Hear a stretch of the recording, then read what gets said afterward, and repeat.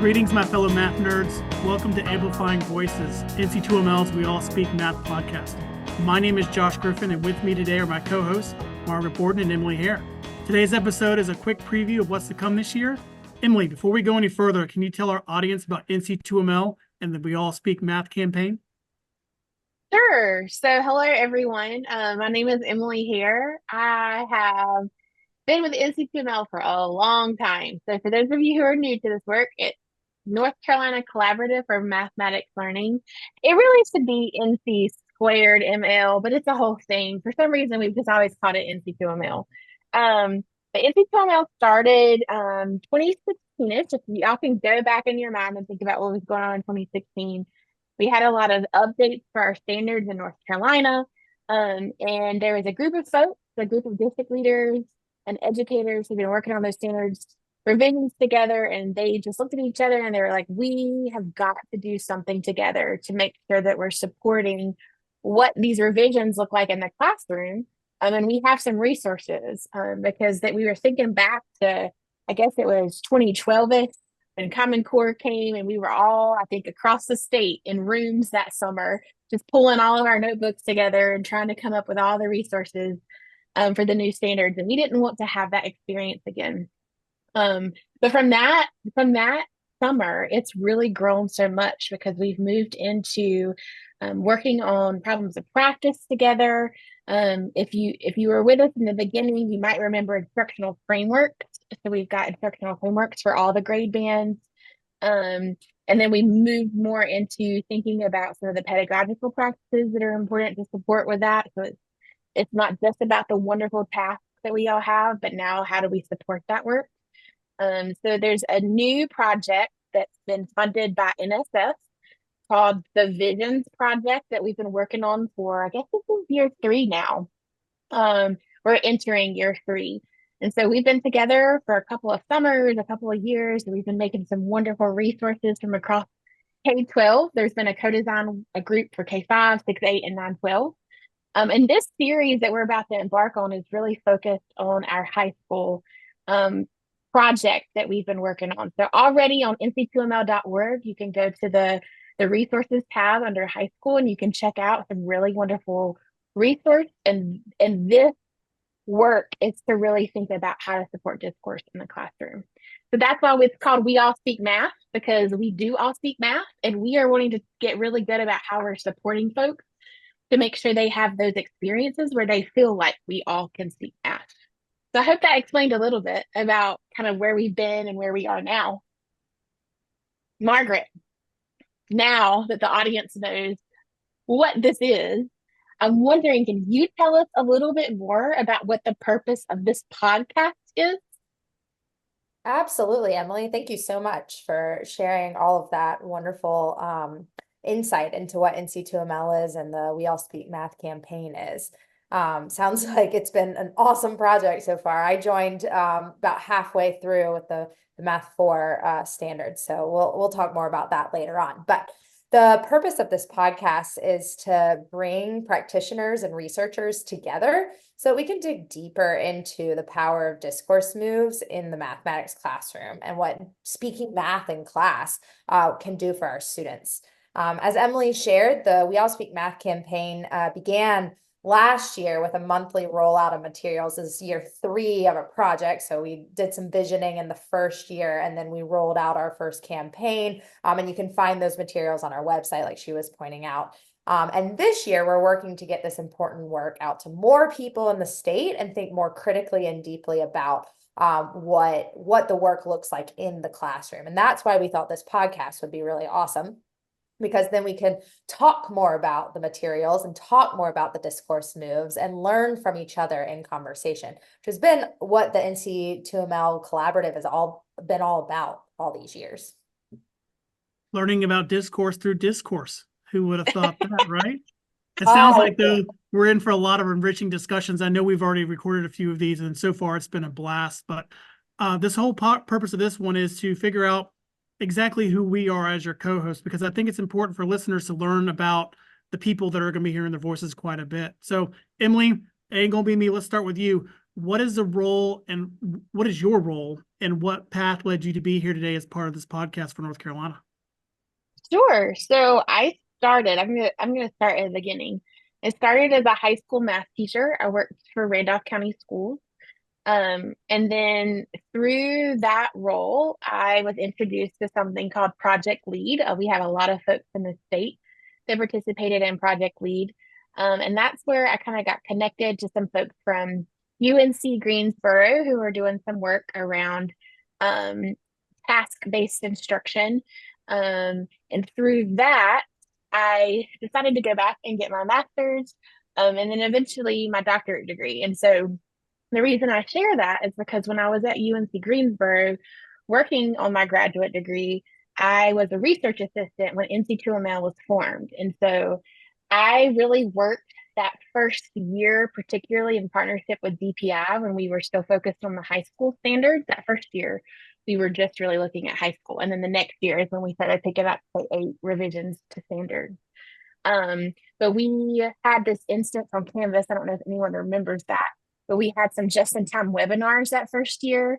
And then we kind of turned those over into modules. And so we were trying to build some resources to give some just-in-time support for folks who were teaching the Math 1, 2, and 3 revised standard for the first time.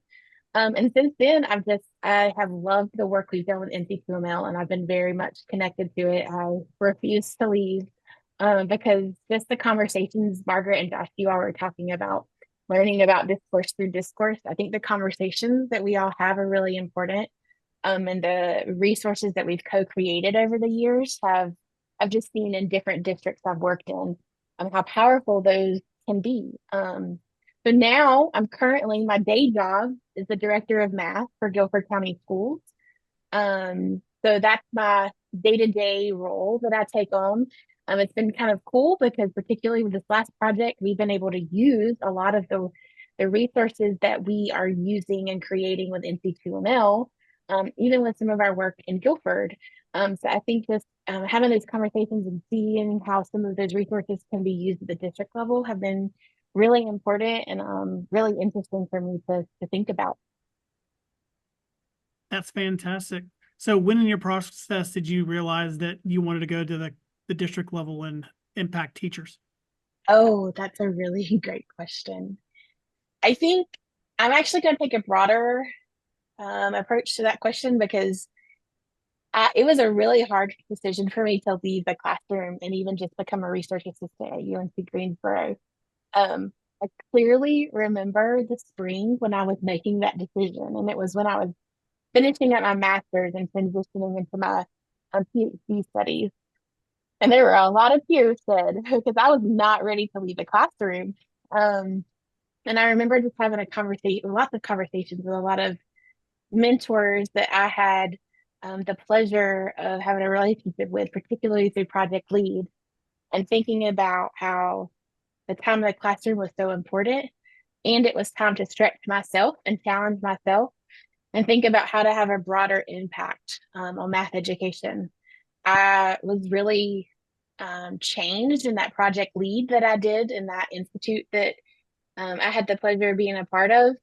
And I saw the power of project-based learning, student-centered instruction, task-based instruction, whatever you want to call it. But I just really wanted to help other people experience the same things that I had experienced in Project Lead. And then the same kind of story to move back to the district level. I know a lot of folks who get into their PhD programs, they go academic route, right? So they're professors at universities, and I considered that too. That K-12 education and public education is where my heart is. And so I really wanted to come back and think about how I could think through all these things that I've learned through NC2ML, and my time at UNC Greensboro, and impact a district at a greater scale. That was a long answer to that, Josh. I'm wordy. I'm sorry. I think it was great.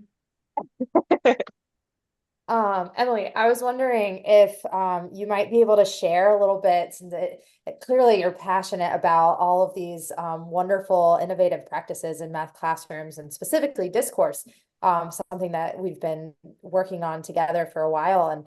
And you're out in the classroom supporting teachers and thinking about curriculum and teachers and how to best support teachers. Do you have any stories you could share with us about supporting teachers doing discourse or seeing the power of discourse in a classroom? Um, I think I'm actually gonna, if it's okay, share a story about when I was still in the classroom.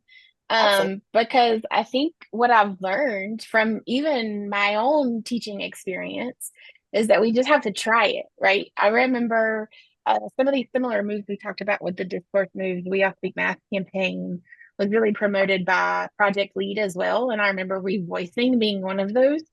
And revoicing has always been one of my favorite discourse moves because it's such an easy way to invite other kids into the conversation and also like attribute students' math to another student in the classroom and position the student as an expert. When you hear somebody talking and then you're like, hey, that was really important. Did everybody just hear that? Can somebody tell me what they just heard, insert whatever name, say? I remember trying that out for the first time when I was still in the classroom and starting Project Lead. And I was actually a very traditional teacher when I first started teaching, right? When I say traditional, I mean lecture style. I kind of was doing this discovery stuff because, I'd come out of college and they were starting to talk about in methods like discovery learning, but I didn't really understand what that meant. And so it was still very lecture based. And so I remember when I first started using moves like revoicing, being in shock of what my kids could say that I didn't even realize. So I think that has always stuck with me. So I know that all teachers, all coaches, all educators in North Carolina are doing the absolute best for their students. And they are making decisions that are the best thing for their students to experience. And it wasn't until I actually was able to see and had the opportunity to see what task-based instruction, student-centered instruction could look like, that my eyes were open to a different way of teaching. So I've just always taken that in my support to teachers now that I'm out of the classroom and supporting others, to making sure that they get the experience to feel like what that feels like instead of just saying, let's do it without experiencing what it feels like. Have you seen NC2ML's website? Check out nc2ml.org for lots of resources, particularly in high school. If you click on high school resources once you go to NC2ML, you'll see videos around our vision of high quality and equitable math instruction. There's a button called Resources for Discourse Moves, and when you click on that, you'll see all the resources that are connected to our We All Speak Math campaign. You can scroll down to find briefs around North Carolina's vision for high quality and equitable math instruction, posters with sentence starters for students, a plan to talk about our Discourse Moves project, classroom math talk bubbles, and lots of teacher resources, professional learning facilitator resources, and administrative resources for multiple moves in this campaign. Oh, well, enough about me. I've been talking for a long time. So, Margaret, can you share with us what your role is and what path led you to be here today as a part of this podcast for North Carolina? Yes, thanks, Emily. My role, man, I have a lot of roles. So I guess I'll start where you started. I was a high school teacher, high school math teacher for a while, 3.5 years in Knightdale, North Carolina. And I got to teach math 2 and a number of senior level courses. So I had the privilege of getting to see students, go through that trajectory and get to teach them a couple of times. I also got to explore project-based learning, like you mentioned, because my school was a project-based learning school. And I was really loving project-based learning. I discovered it in college. And when I was given the opportunity to teach AP statistics, I was the only one doing it. And so I got to try out project-based learning in particular, but really just a wide variety of innovative practices with that group. And getting to explore that really made me interested and excited in learning more about what was out there. And I had the opportunity to go back to grad school, a lot like your story, and I found my way onto, you might start to see the thread for me is project-based learning. So I found my way onto a project-based learning research team here at NC State. I came back to NC State after my undergraduate years at NC State. And I have been able to develop curriculum around project-based learning. And it was around this time that I got pulled into the NC2ML work. Like I said earlier, I was pulled onto the Math 4 standards team where we came together during a summer and worked on, this was because of my AP statistics work, worked on the Math 4 standards and some supports for teachers around that time. And it was so much fun. Like you said, the people at NC2ML are incredible and the conversations are amazing. And it's just a passionate group who loves education and math and kids and making the whole experience better for everyone, really. And so I just was honored to be part of the group, especially so early into my career. And so then when the Visions project came along, as an opportunity, I jumped on it. I applied for it as a co-designer. I was so excited to have another opportunity to work with NC2ML and to get to do this work. And like you said, it's not my primary work. In fact, it's probably like my fourth or fifth job in the list because I also work as a consultant with a couple of different companies, helping teachers do project-based learning and also developing curriculum for project-based learning. So for me, it's really just a thing I do because I love the work. I'm really passionate about it, and I think it matters a lot. And discourse is a foundational element to making things like project-based learning happen in classrooms. And so I'm so excited that we are doing a discourse move campaign so that teachers can really learn how to create the spaces and the cultures that will allow for some of these more lofty ideas that I think a lot of us want to be doing in our classrooms. We just don't necessarily have the foundation for. You said that you're in the process of getting your doctorate, and I know we all know how hard and how much time that takes, but I'm curious, what's the vision of what you're going to do after you get that terminal degree? What do you want to do after you get it? Man, what a question, Josh. Not to put you on the spot or anything, Margaret. Like the question everyone asks me at all times. Oh, Right. amazing. Yeah, the easiest answer is I want to keep helping math teachers do amazing things with their students. I came into this work to help math teachers become better math teachers. I love project-based learning as an avenue for that, but I think there's a lot of avenues for that. And so wherever I can find myself supporting that work would be amazing. I have discovered that I love supporting in-service teachers. So I came into it thinking I was going to be a professor of pre-service teachers in a college of education, a very typical doctorate of education pathway, and one that many of my mentors have followed. And so obviously, like, amazing role models lead to wanting to do that work. I've discovered in my doctoral experiences that there are other ways I can use my doctorate once I get out, and I can do work maybe more in the field with in-service teachers and with students. So I'm hoping to find some way to do that. I don't know what way. If you have a job out there for me, let me know. I am on the job market this year. But yeah, I'm looking. I really am. I don't know what it's going to look like. It might be research, it might be curriculum development, it might be professional development, it might be coaching. It might be some combination of all of those things like I currently get to do, and we'll find out. Margaret, you talk about preferring to kind of thinking about your niche as kind of working with in-service teachers or current practicing teachers. I actually found the same, right? I think it was because I appreciated this happens with pre-service teachers as well, but the level of expertise, right, and the experience that you're coming to this with. And so really approaching it as a partnership of learning, a learning partnership and learning from each other has been really important. And I heard you say something about how the conversations you've had in NC2ML have been so powerful. And working with other teachers, right, in this work has been so powerful. So I'm curious, what's been your favorite moment from your work with NC2ML? So the word co-designer came up as you were describing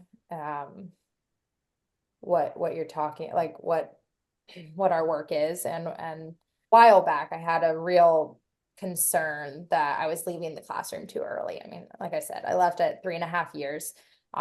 It was a strange time. I left right after the pandemic shut us down. I made it through the end of the school year. I had a baby in June of 2020 and I got an offer to come back full time for grad school and have it paid for. So the stars aligned to get me out of the classroom and into grad school in that particular moment. But I was really worried that I had left too soon and I hadn't stuck it out for, whatever the time frame is, the perfect time frame for there is no perfect time frame, but anyways, people had perfect time frames that they were sharing and I was worried about it.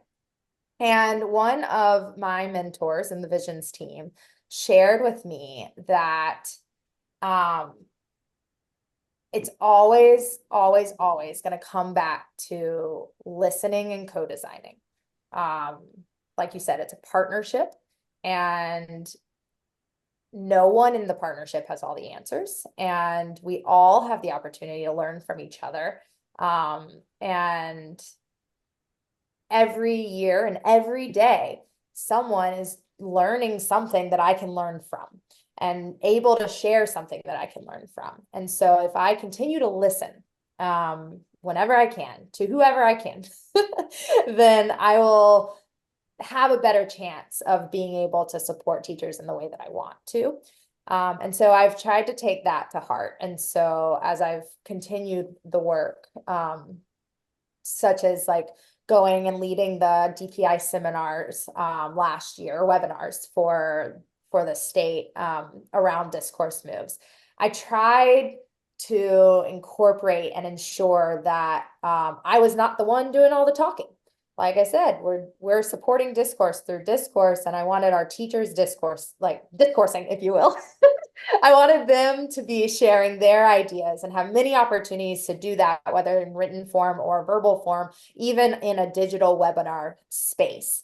And so we could listen to them and learn from them and let them listen to each other and share with each other. And so I think, that can go across all levels, right? We want our teachers listening to their students. We want our students listening to each other. We want to be able to listen to those people ourselves. And so I think that's probably the biggest lesson that I've learned, is to do my best to listen. And as you can tell, I love to talk. So that is a really important lesson for me, and one that I continue to practice learning about every single day. So anyways, enough about me. All right, Josh, let's hear about you. What's your Hold on, role? before Josh goes, I think it's a good time to note that it's going to be fun during this podcast, us all practicing listening to our guests and not chatting with each other, because we're all Kind of chatters said on we here. I'm like to just talk. saying. I'm just saying. Okay, go ahead, Josh. That's so Hi, true. my name is Josh, and I'm a mathaholic. This is my first meeting. Actually, no, this isn't our first meeting. We've met a bunch of times for now. So I'll start the same place that you two did at the beginning. So it was 1981, and I was Oh my. born. No, we're not going to go that far back. Let's start back with a teaching career. So I like both of you. I started teaching at a high school level. I was basically anything from intro to high school math, which was basically grade 6, 7, 8 math for all the ones that did not pass their EOGs, to pretty much anything before pre-calculus. I typically did with the tested subject because I had a gift of connecting with my students, probably because I'm still a child myself, and I like to talk and I like to have fun and I like to goof off. So the kids I've learned quickly with, since I'm one of them, they would pretty much run up a wall for me. So Started there. I remember after my 6th or 7th year of teaching, I got really upset with one of the APs, and I don't remember what it was about, but I remember that on a whim, I applied for the job at DPI for a test measurement specialist in mathematics, which is basically, making the EOGs and the EOCs. Surprisingly enough, even though I wasn't really qualified, I had a master's degree, but I wasn't really qualified for it. I got accepted for a job interview. And in that job interview, I told the lady in charge that the reason why I was applying for that job was for more money and because her tests sucked. And I got it. She said I've it was, never heard that story from you. That yeah, is yeah. hysterical. I told her, I was like, your tests are absolutely horrible and they don't measure what us teachers find to be important. Knowing that I didn't want to leave the classroom because to this day, my favorite job and what I feel like I have my most passion for was being in the classroom. I was like, well, if I'm going to have this interview, I'm going to have fun with it. She called me up a month later. I'm hoping I was the first choice, but I might not have been thinking back on it. She's like, hey, I want you to be the test measurement specialist because you're passionate and I think we need that in this role. And then I started shifting over into the testing wing. I did that for 5 years and I went through standard setting. And during that time is when I was introduced to NC2ML. I came on in year 2. The first year was to come up with the documents for the 4th year math, but when they went through the standards revisions, that's when I came on. Been with there ever since. After I decided that I wanted to go back and have more impact with kids, I decided to go back home. I'm currently the director of testing and student accountability at Franklin County Schools. That's, for those of you that are wondering where Franklin County is, it's the rural county right above Wake County, the Raleigh area. So my kids are going to be Franklin County products just as I was, and I couldn't be happier. That's awesome, Josh. Thanks for sharing. I'm curious about your connections then to the discourse world and how you think about discourse with all of your experiences in the testing world.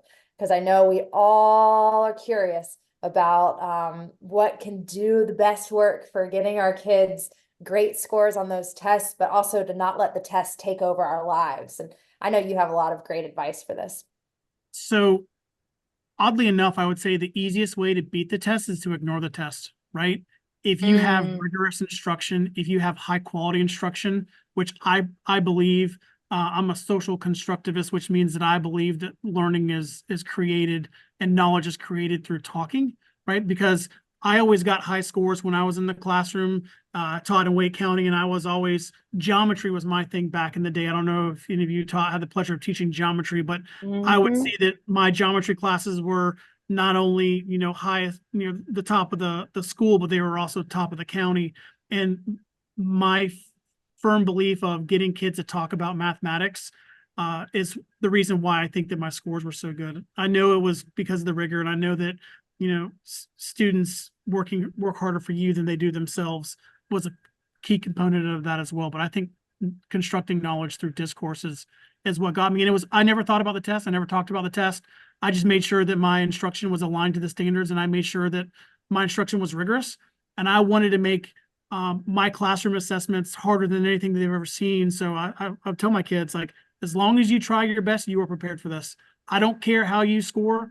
As long as you try your best, I know you're going to succeed. And because I had that rigor and because they had that discourse and because they laid that mathematical foundation, the test was never an issue. And I didn't think about it twice. Listen, that was a powerful statement. I think I'm writing that down on a sticky note. The best way, what did you say, Josh? So let's repeat it. The best way to beat the test is to ignore the test. That's not what you said. Is that what you said? That was I believe that is true. So just go ahead and write that down. Hit the rewind button. Hit the rewind button. Just go back because I don't remember what I said. Put me on a soapbox, Margaret. That was really powerful though, because it's making me think of, it's making me think about how we all know, we've all been high school math teachers, right? Like we all know the pressures, particularly in the math world at the high school level. And also, like, how are we thinking about the experiences of our kids in the classrooms, right? Like, how are we making sure that they see themselves as knowers and doers of mathematics and not as just test takers to spit out some test items at the end of the year.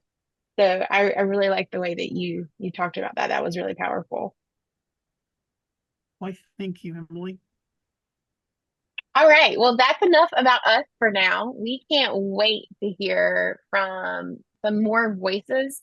I think what's so exciting to me is that we're bringing together some scholars in the field. We're bringing together some NC educators and teachers, coaches, even some administrators. We have all of them lined up for you to hear from this year. Our goal is to drop a new episode, at least one per month. Some are going to be focused around some specific discourse moves. Some are going to be focused on a set of discourse moves. Some are going to be broader topics like setting up your classroom at the beginning of the year, or what's the importance of this thing that y'all keep talking about around vision and how does that interact with enactment in the classroom. We've got one planned for multilingual learners. So we are so stoked about this series. We hope you are too, and we can't wait to continue this conversation. That's all for now.